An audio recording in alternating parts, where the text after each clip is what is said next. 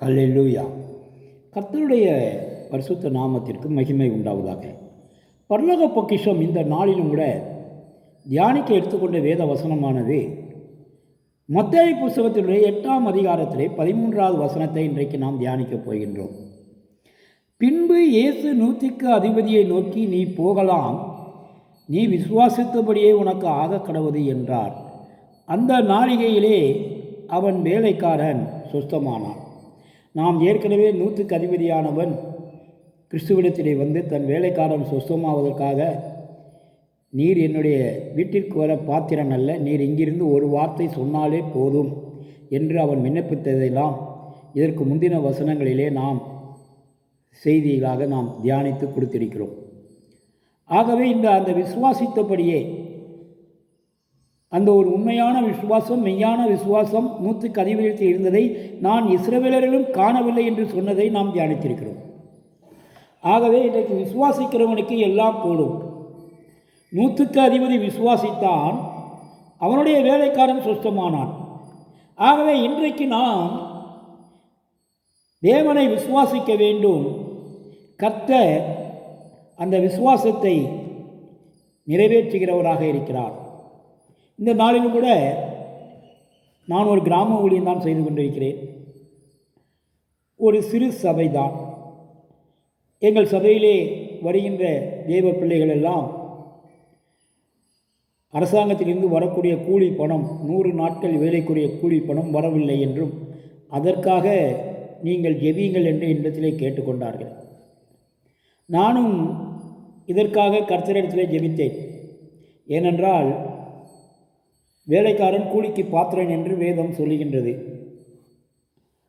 ஆகவே அந்த கூலி கிடைக்க வேண்டும் என்பதற்காக ஜெபித்தேன். தேவன் எனக்கு அதற்கு தந்த பதில் ஏசாயா தீர்க்கதரிசி புஸ்தகத்தில் 43ஆம் அதிகாரத்தில் கொடுத்தாரு. அதில் 1வது வசனமே சொல்லுகிறது, நீ என்னுடையவன் என்று சொல்லுகிறது. கர்த்தர் ஜனங்களை பார்த்து சொல்லுகிறார், நீ என்னுடையவன் என்று சொல்வது ஜனங்களுக்கு அவர் ஒரு மிகப்பெரிய ஆசீர்வாதத்தை வைத்திருக்கிறார். ஆகவே நாம் என்ன செய்யணும்? கர்த்தரை விசுவாசத்தோடு துதிக்க வேண்டும்.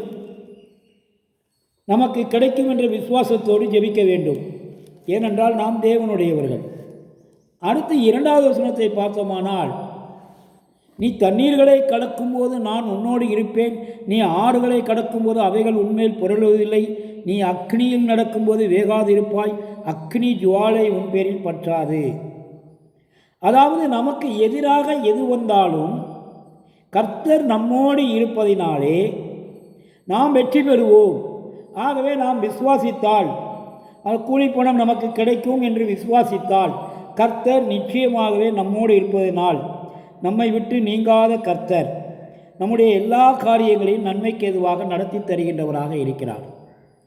அதே அதிகாரத்திலே 6வது வசனத்தை பார்ப்போமானால், நான் வடக்கை நோக்கி குடி என்றும் தெற்கை நோக்கி வைத்திராதே என்றும் சொல்லி, தூரத்திலிருந்து என் குமாரரையும் பூமியின் கடையாந்தரத்திலிருந்து என் குமாரத்திகளையும், அதாவது இது பாபிலோனிலே அடிமைப்பட்டிருந்த ஜனங்களை மீட்டு கொண்டு வருவதற்காக சொல்லப்பட்ட தீர்க்க தரிசனமாக இருந்தாலும், இன்றைக்கு ஜனங்களுக்கு வர வேண்டிய பணம் வடக்கே இருந்துதான் அனுமதிக்க வேண்டும், கொடுக்க வேண்டும்.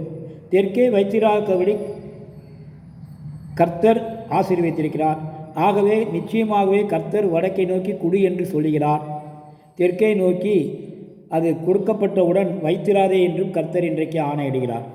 ஆகவே வேலையாட்கள் கூலிக்கு பாத்திரம் என்பது போல நாம் அந்த பணம் வரும் என்று விசுவாசத்தோடு இருக்க வேண்டும். அடுத்து நாம் அதே அதிகாரத்திலே 10வது வசனத்தை பார்ப்போமானால், நானே அவரென்று நீங்கள் உணர்ந்து என்னை அறிந்து விசுவாசிக்கும்படி நீங்களும் நான் தெரிந்து கொண்ட என் தாசனும் எனக்கு சாட்சிகளாக இருக்கிறேன் என்று கர்த்தர் சொல்கிறார். எனக்கு முன் ஏற்பட்ட தேவன் இல்லை, எனக்கு பின் தேவனும் எனக்கு பின் இருப்பதும் இல்லை.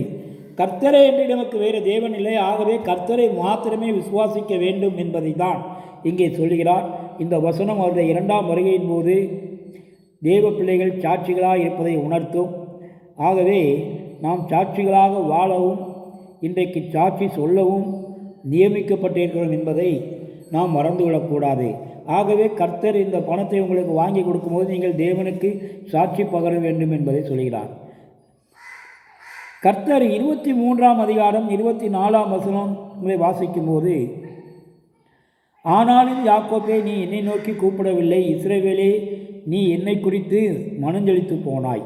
கர்த்தர் இத்தனை விதமான நன்மைகளை செய்திருந்தாலும் நீ கர்த்தரை குறித்து நீ கூப்பிடவில்லை. உன்னுடைய விசுவாசம் அது தடுமாறக்கூடிய சூழ்நிலை தான் இருக்கிறது. உனக்கு தேவைப்படும் போது விசுவாசம், மற்ற நேரங்களிலே உனக்கு விசுவாசம் இல்லை என்பதை தான் இங்கே உணர்த்துகின்றது. ஆகவே தான் அடுத்த வசனம் சொல்கிறது, நீ உன் ஆடுகளை தகனப்பலிகளாக நீ எனக்கு செலுத்தவில்லை, உன் பலிகளாலே நீ என்னை கனம் பண்ணவும் இல்லை. காணிக்கைகளை செலுத்தும்படி நான் உன்னை சங்கடப்படுத்தாமலும் தூபம் காட்டும்படி உன்னை வருத்தப்படுத்தாமலும் இருந்தேன்.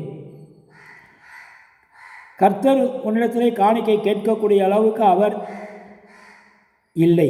அவர் கொடுக்கக்கூடியவர், அவர் கை கொடுக்கவில்லை. அவர் அள்ளி கொடுக்கக்கூடிய கரங்களை உடையவர், ஆசீர்வாதத்தை வைத்திருக்கின்ற கரங்களை உடையவர். நீ எனக்கு பணங்களால் சுகந்தப்பட்டையை கொள்ளாமலும் உன் பலிகளின் நிலத்தினால் என்னை திருப்தியாக்காமலும் உன் பாவங்களால் என்னை சங்கடப்படுத்தி உன் அக்கிரமங்களால் என்னை வருத்தப்படுத்தினார். நானே உன் மீறல்களை என் நிமித்தமாகவே குலைத்து போடுகிறேன், உன் பாவங்களை நினையாமலும் இருப்பேன். நீ எனக்கு காணிக்கைகளை செலுத்தாவிட்டாலும் பரவாயில்லை, நீ பணங்களால் எனக்கு தூபவர்க்கங்கள் காட்டாவிட்டாலும் பரவாயில்லை. ஆனால் நீ பாவங்களை செய்து மீறுதல்களை நடத்தி என்னை சங்கடப்படுத்தாமலும் வருத்தப்படுத்தாமலும் இருக்க வேண்டும் என்பதையும், உன் பாவங்களால் நீ என்னை சங்கடப்படுத்துகிறாய், உன் அக்கிரமங்களால் என்னை வருத்தப்படுத்துகிறாய், ஆனாலும் உன் மீறுதல்களை என் நிமித்தமாகவே உடைத்து போடுகிறேன், உன் பாவங்களை நினையாமல் இருப்பேன் என்று கர்த்தர் பாவங்களை மன்னிக்கின்ற தேவனாக இருக்கின்றார். ஆகவே கர்த்தர் இன்றைக்கு மிக தெளிவாக சொல்கிறார், ராயனுக்குரியதை ராயனுக்கு செலுத்துங்கள், தேவனுக்குரியதை தேவாலயத்துக்கு செலுத்துங்கள் என்று. ராயனுக்குரியதனால் அரசாங்கத்துக்கு செலுத்த வேண்டிய வரியை கண்டிப்பாக செலுத்த வேண்டும் என்பதும், அதற்காக அதை செலுத்த வேண்டும் என்பதற்காகவே பேதுருவுக்கு மீனின் வாயிலே காசை தந்தவர் அல்லவா நம்முடைய தேவன். அதே போல் இன்றைக்கு நமக்கும் அரசாங்கத்துக்கு செலுத்த வேண்டிய வரியை நாம் செலுத்த வேண்டும். நாம் வரி செலுத்துகிறோமா என்றால் இன்றைக்கு வரி செலுத்தாதவர்கள் யாருமே இல்லை. ஏனென்றால் இன்றைக்கு நாம் வணிக ஸ்தலங்களிலே போய் நம் வீட்டுக்கு தேவையான நமக்கு தேவையான எந்த பொருளை வாங்கினாலும் இன்றைக்கு நாம் அதன் மூலமாக வரி செலுத்துகிறவர்களாக இருக்கிறோம்.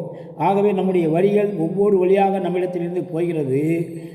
ஆனால் நமக்கு வரக்கூடிய பணங்கள் தாமதமாகிறது.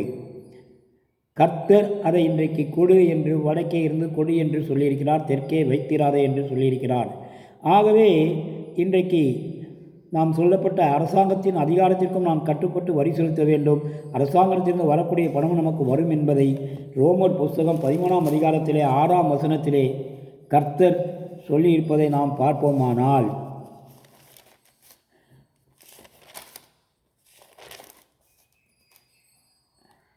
இதற்காகவே நீங்கள் வரியையும் கொடுக்கிறீர்கள், அவர்கள் இந்த வேலையை பார்த்து வருகிற தேவ ஊழியக்காரர்களாக இருக்கிறார்கள் என்றால், ஆகையால் யாவருக்கும் செலுத்த வேண்டிய கடமையை செலுத்துங்கள். எவனுக்கு வரியை செலுத்த வேண்டியதோ அவனுக்கு வரியையும், எவனுக்கு தீர்வையை செலுத்த வேண்டியதோ அவனுக்கு தீர்வையும் செலுத்துங்கள். தேவ ஊழியக்காரனுக்கு பயப்படுங்கள் என்று தான் சொல்லியிருக்கிறார். ஆகவே எவனுக்கு பயப்பட வேண்டியதோ அவனுக்கு பயப்படுங்கள், எவனை கணம் பண்ண வேண்டியதோ அவனை கணம் பண்ணுங்கள். ஆகவே அரசாங்கத்துக்குரியதை அரசாங்கத்துக்கு செலுத்துங்கள். தேவ ஊழியக்காரர்களிடத்திலே நீங்கள் கணமும் பயமும் வைத்திருந்து நடந்து கொள்ளுங்கள் என்பதை தேவன் இன்றைக்கு வெளிப்படுத்துகிறார். உன் பாவங்களை மன்னிக்கிறவராக தேவன் இருக்கிறார். உன் மீறுதல்களை நினையாது இருக்கிறவராக இருக்கிறார். ஆகவே தேவனிடத்தில் நீ உன்னை முழுமையாக அர்ப்பணித்துக்கொள். எப்படி 100க்கு அதிபதி விசுவாசித்து அவன் தன் வேலைக்காரனுக்காக அவன் குணமாக வேண்டும் என்பதற்காக தேவனை விசுவாசித்தானோ, அது இஸ்ரவேலிலும் அதுபோல விசுவாசம் காணவில்லை என்று கர்த்தர் சொன்னாரே, அந்த விசுவாசம், உறுதியான விசுவாசம் இன்றைக்கு கிறிஸ்தவர்களாகிய நம்மிடத்திலும் தேவனிடத்தில் இருக்க வேண்டும் என்பதை தான் கர்த்தர் இந்த வசனத்தின் மூலம் நமக்கு வெளிப்படுத்தியிருக்கிறார். ஆகவே விசுவாசிக்கிறவனுக்கு எல்லாம் கூடும். என்னுடைய சபை பிள்ளைகளுக்கும் என்னால் சொல்வது, கர்த்தர் நிச்சயமாகவே நமக்குரிய பணத்தை, நாம் வேலை பார்த்த பணத்தை, நாம் உண்மையாக உழைத்திருக்கும் பணத்தை கர்த்தர் தருவார் என்பதை தான் நாம் விசுவாசிக்க வேண்டும். விசுவாசிக்கிறவனுக்கு எல்லாம் கூடும் என்ற வசனத்தின்படி தேவன் ஆசீர்வதிப்பாராக. ஆமென். அல்லேலூயா. எங்கள் அன்பின் பரலோக பிதாவை நல்ல ஆண்டவரே, கிருபையும் மகா இறக்கம் உருக்கமுறைவிடே விசுவாசிகளுக்கு எல்லாம் கூடி வேண்டும்படி கர்த்தர் விசுவாசத்திலே 100% உண்மையாக இருக்க என் தேவனே உம்முடைய கருத்திலே ஒப்பு கொடுத்து ஜெபிக்கிறோமப்பா. அதற்குள்ள கிருபையை எங்களுக்கு தரும்படியாக ஜெபிக்கிறோமப்பா. உண்மை என்று எங்களுக்கு வேறு தேவனாலேயப்பா. நீர் மாத்திரம் எங்களுக்கு போதுமாண்டவரே, நீர் மாத்திரம் எங்களுக்கு போதுமாண்டவரே. உண்மையே நோக்கி நாங்கள் 100க்கு அதிபதியை போல இன்றைக்கு ஜெபிக்கிறோமப்பா. கர்த்தர் எங்கள் தேவைகளெல்லாம் ஆசீர்வதித்து கொடுக்க முடியாது உங்களுடைய கருத்தை தாழ்த்தி ஒப்பு கொடுக்கிறோம். துதி கனம் மகிமை உமக்கே செலுத்துகிறோம் நல்ல பிதாவே. ஆமே. அல்லேலூயா.